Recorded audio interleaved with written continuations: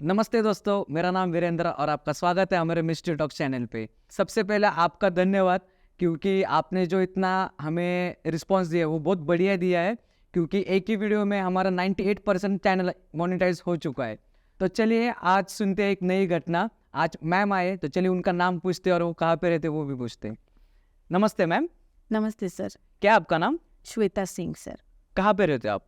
मैं रहने को वाकड़ में हूँ सर। पीसीएमसी के अंदर ये गांव है, उस वहाँ पे मैं रहती हूँ। मतलब ब्रोन बॉटअप पुणे से? जी सर। ओके, क्या क्या कैसे कैसे घटना आपके साथ घटी है मैम? सर ये घटना अभी रिसेंटली कोविड के टाइम के है। कोविड की सिचुएशन जो हम सब ने देखी है कि बहुत ही ज़्यादा हम सब ने जिंदा न रखी एक तरह से देखा है।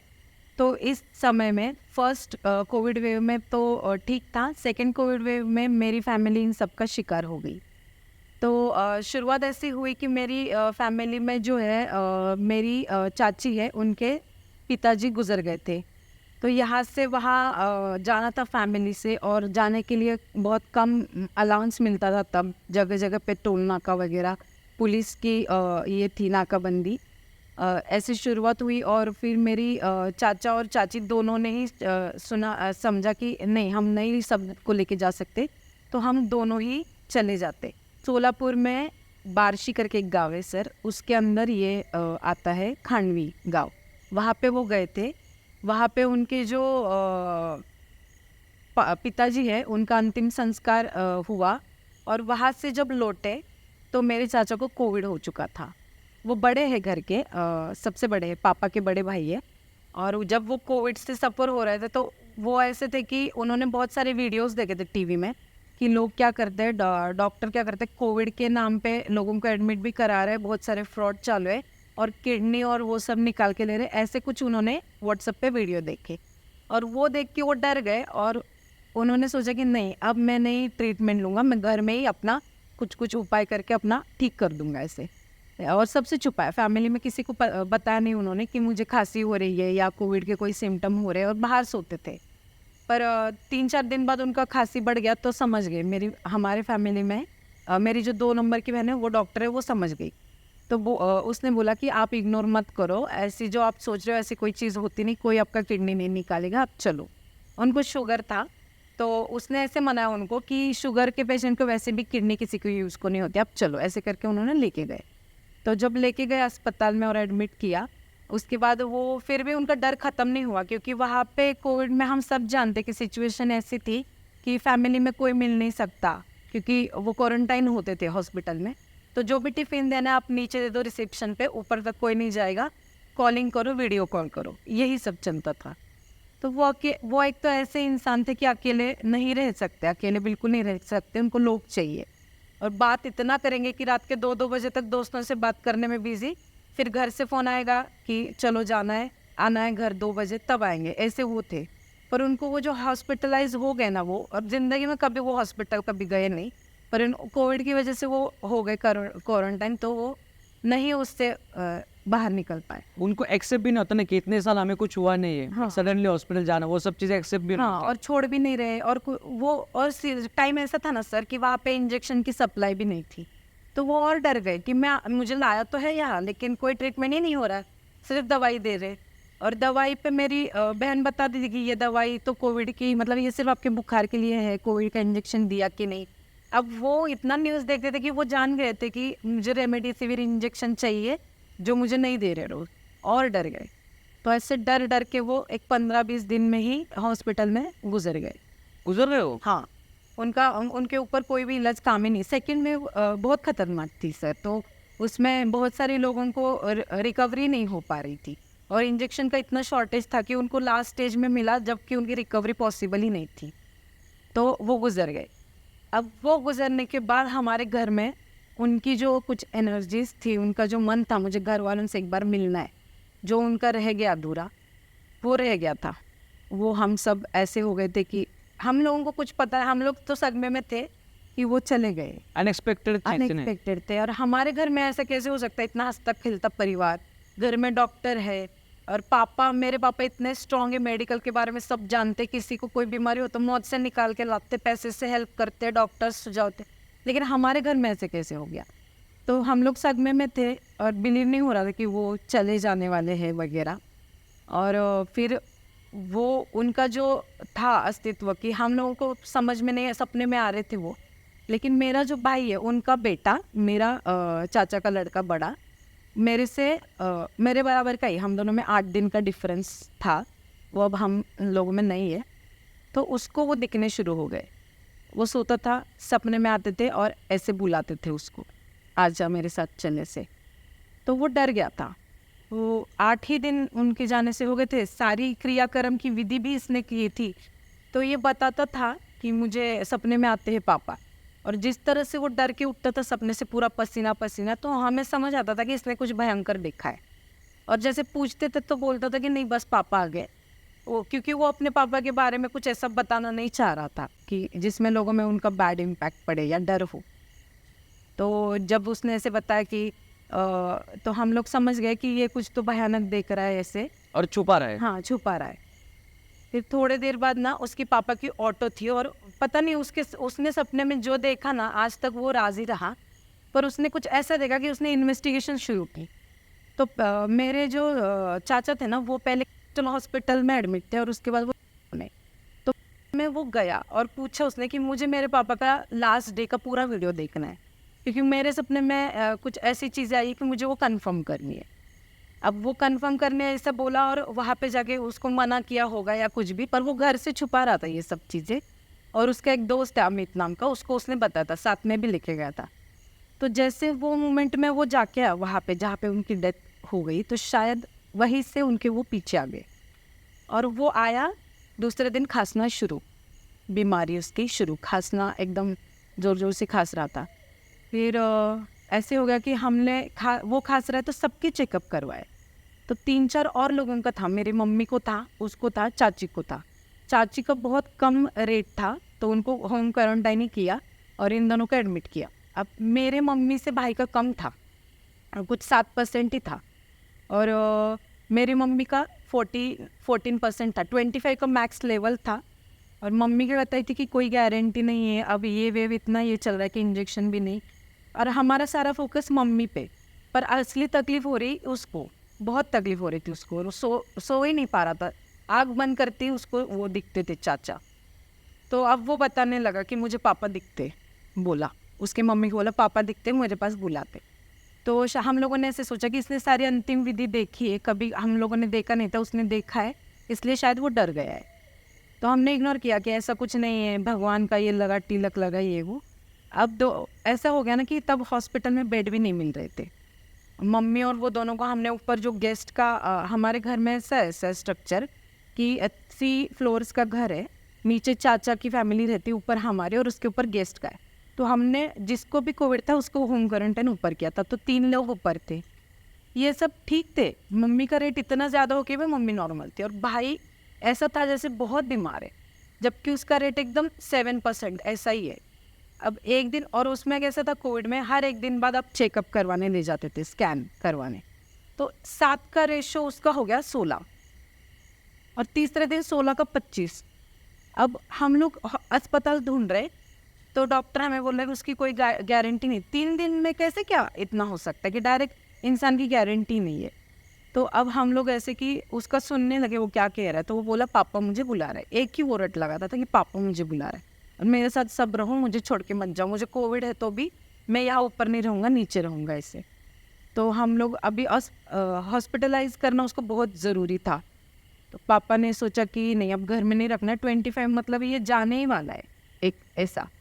तो उसको हम लोग अस्पताल लेके गए, करके एक हॉस्पिटल है वहाँ पे लेके गए। वहाँ पे उन्होंने बोला कि इसका बहुत रेट है, अभी मैं इमरजेंसी करके एडमिट कराता हूँ, लेकिन आप अच्छा ढूंढो, मेरा थोड़ा सा ही रिकवरी में करवा सकता हूँ, वेंटिलेटर सिस्टम मेरे पास नहीं है अवेलेबल, और उसको वेंटिलेटर लगता था। तो वहाँ पे किया, 3 घंटे बाद हमें डॉक्टर हॉस्पिटल करके है वहाँ पे हमें मिला। आपके भाई की एज क्या थी? 23। तब हम लोग वहाँ पे गए हॉस्पिटल में और वहाँ पे उसको एडमिट किया। वहाँ पे उसका स्कोर 25 से 18 में आ गया, रिकवर होने लगा। अब 2-3 दिन में हम भी खुश कि चलो, हम मेरे से डॉक्टर ने साइन करवा के लिया था और मुझे बहुत बुरा लगा था सर, क्योंकि हम लोग 8 दिन का डिफरेंस है। हम लोग स्कूल में साथ में पढ़े हैं, कॉलेज में साथ में पढ़े हैं और पूरा साथ में ही रहे, हम लोग जुड़वा की तरह ही रहे, बल्कि 2 माँ अलग थी हमारी, पर दिन के डिफरेंस इतने कम और साथ में पढ़े तो हम लोग जुड़वा की तरह ही थे, एक दूसरे को सब शेयरिंग। तो उस इंसान के साथ जिसके साथ मैंने इतना वक्त गुजारा है, उसके लिए मैं ये डेथ फॉर्म साइन कर रही हूँ, कंसेंट दे रही हूँ डॉक्टर को, ये मुझे बहुत बुरा लगा था। और फिर अस्पताल से हम लोगों ने उसको रिकवरी हुआ, पर वो इतना खुश हो गया कि बोला कि नहीं मुझे रहना है यहाँ पे, और मेरे को डर भी लग रहा है, तो मुझे अब घर लेके जाओ। अब डॉक्टर बोले ठीक है आप शिफ्ट करो, लेकिन किसी अस्पताल में ही करो आपके घर के नज़दीक। आप और 2 दिन रखते तो आप डायरेक्ट घर लेके जाते, लेकिन वो जिद पे ही अड़ा कि नहीं मुझे शिफ्ट ही करना है। और हालत ऐसी थी ना सर तब कि हम लोग उसको मिलने जाते थे, नीचे खड़े ना तो एक के बाद एक डेड बॉडी आ रही है, तो शायद वो सब भी वो देख रहा हो, इसीलिए हमको भी लगा कि ये एटमॉस्फेयर इसके लिए ठीक नहीं। वो हॉस्पिटल ऐसा था कि लास्ट स्टेज के लोगों को ट्रीट कर रहा है ऐसे, और रिकवर भी कर रहे हैं, रिजल्ट भी उनके थे। तो ऐसे में ना रख के हम नॉर्मल में रखेंगे, जैसे मेरी मम्मी रिकवर होके घर चली गई है तो ये भी हो जाएगा, तो वापस हमने उसको में ले लिया। अब वहाँ पे उसमें वापस इफेक्ट आ गया उसके पापा का, वो बहुत दिखने लगे उसको, सोते जागते मुझे पापा दिख रहे, मुझे बुला रहे, अब वो मुझे छोड़ेंगे ही नहीं ऐसे। अब हमने एक पंडित को फ़ोन किया, एस्ट्रोलॉजर है वो बहुत बड़े, और वेस्ट बंगाल से है वो, और वहाँ के एस्ट्रोलॉजर का मतलब बहुत पावरफुल वो रहता है कि वो जल्दी से, तो उन्होंने कुंडली देखी, उन्होंने ऐसे नहीं कि क्या भूत ऐसा नहीं देखा, उन्होंने कुंडली देखी, और कुंडली देख के उन्होंने बताया कि इसकी जो कुंडली है ना, इसके शत्रु स्थान पे इसके पापा है। मतलब ऐसे कि हो सकता है मरने के बाद अगर वो इसके शत्रु हो जाए तो हो सकता है कि ये लेने आए हैं। अब भी फिलहाल उसके जो ग्रह चल रहे हैं तो उसके शत्रु स्थान पे उसके पापा की है कि हो सकता है इसको पापा दिख सकते हैं उसको, या तो हो सकता है कि सिर्फ पापा दिख रहे हैं, डेंजर कुछ नहीं, सिर्फ डरा रहे, पर आप उसको समझाओ। अभी हम बचेगा नहीं, हमारे हाथ में नहीं होता कुछ चीज़ें, जो कुंडली में है वो हमारे हाथ में नहीं होता। और उसके पापा की जो उम्र है ना, इसकी कुंडली में उसकी आधी उम्र लिखी है, मतलब इसके पापा जब गुजरेंगे ना उसकी आधी उम्र में ये गुजरेगा। अब मैं आपको बताती हूँ सर, उसके पापा 24 को गुजरे थे, वो भी 24 को 1 महीने बाद उसका देहांत हो गया।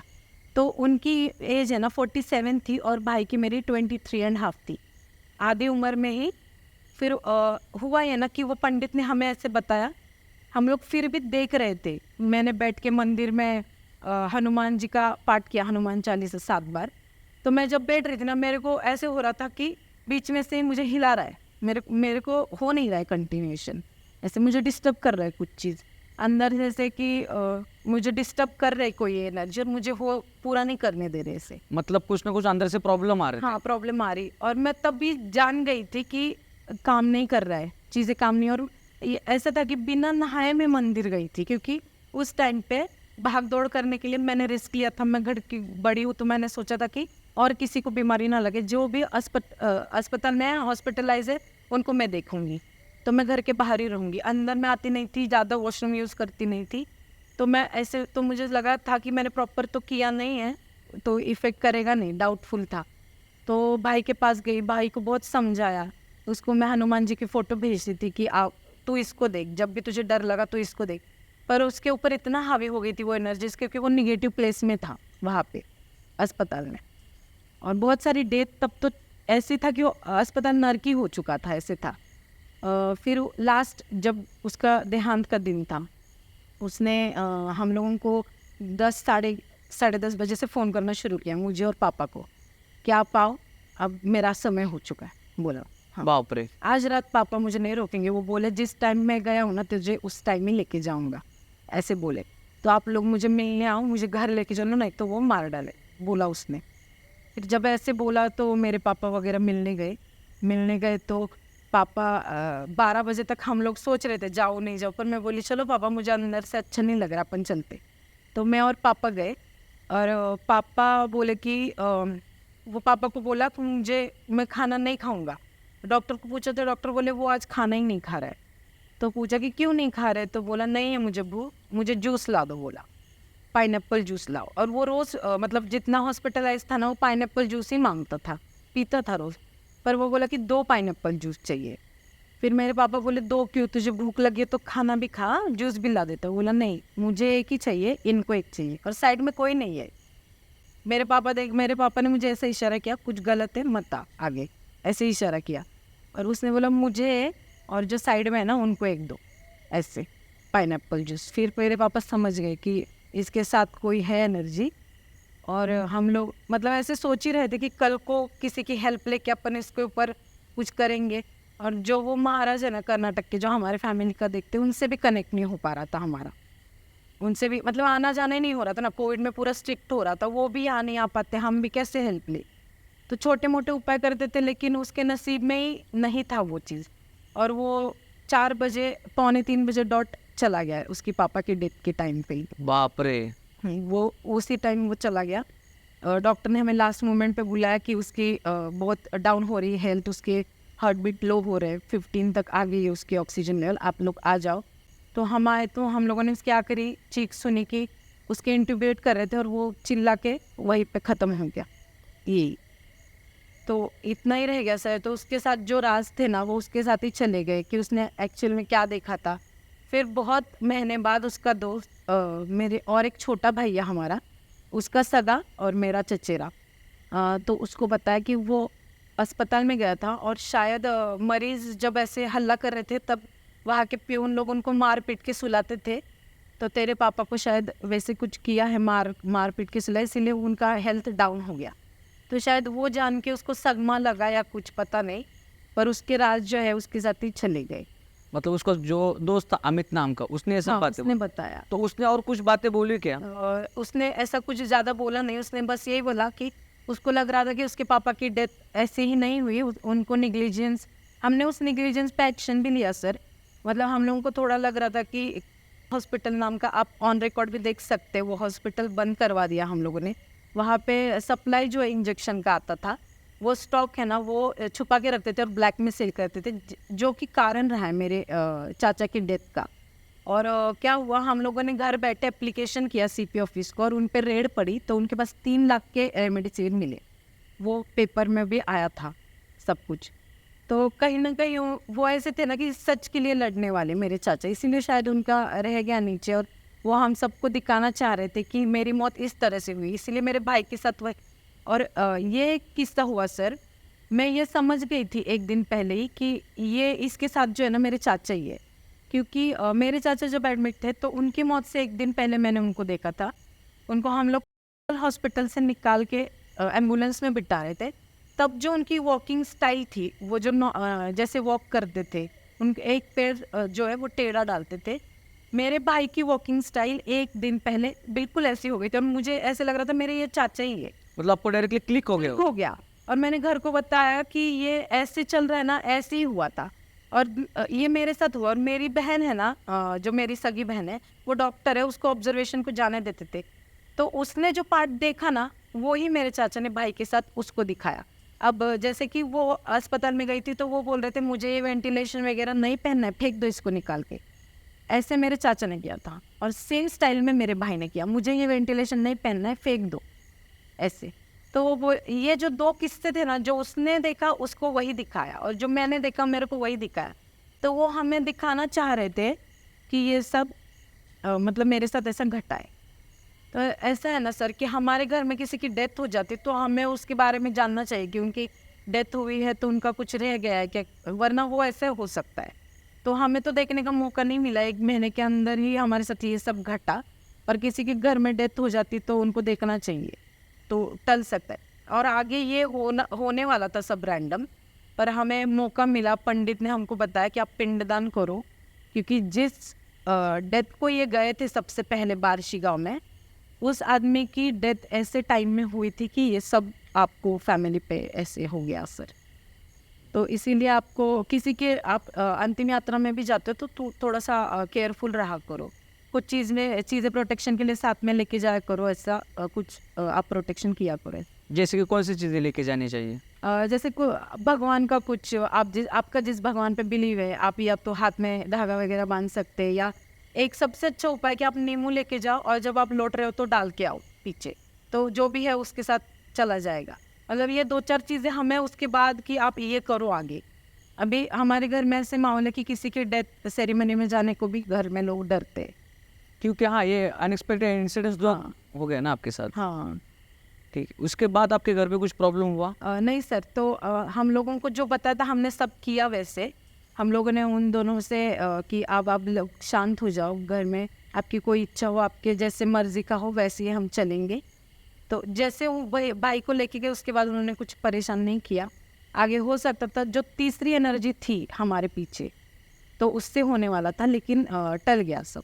मतलब पंडित जी ने जो आपको फॉलो करने के लिए हाँ, बोला, वो किया हम। वो आपने फॉलो किया, मतलब जिसके वजह से आपको प्रॉब्लम नहीं हो रहा? हम लोगों को बोला था कि राई का जो दिया है उसको जलाओ, उसके अंदर अपना फेस देखो और मारुति के मंदिर में सब लोग चढ़ाओ और ये कंटिन्यू करते रहो। तो हमने तब तक किया जब तक हमारी कोई परेशानी खत्म नहीं होती। वो अभी सब ठीक है? अभी सब ठीक है। अब वो एक गुड एंजल की तरह सपने में आता है। जब मैं प्रेग्नेंट होने वाली थी, अब मेरी शादी हो चुकी है, एक बच्चा है, पर मैं प्रेग्नेंट होने से पहले भी वो मेरे सपने में आया था और मैं जिंदा हूँ बोला था। तो मैं ऐसे लेती हूँ कि मेरा जो बच्चा है वो उसी के रूप में आया है ऐसे। और एंजल की तरह अच्छा होने वाला है तो बताता है, बुरा होने वाला तो सपने में आके भाई बताता है। मतलब आपके साथ उसका एडजस्टमेंट अभी हाँ भी? है। तो दोस्तों, ये थी श्वेता मैम के साथ घटी घटनाएं, और आपको भी ऐसे एक्सपीरियंस हमारे साथ शेयर करने हो तो गूगल फॉर्म की लिंक दे दी है, तो वहाँ पे जाके आप हमें कनेक्ट कर सकते हो। तो ये एक्सपीरियंस कैसे लगा कमेंट करके बता दीजिए। तो आज यही रुकते हैं, धन्यवाद।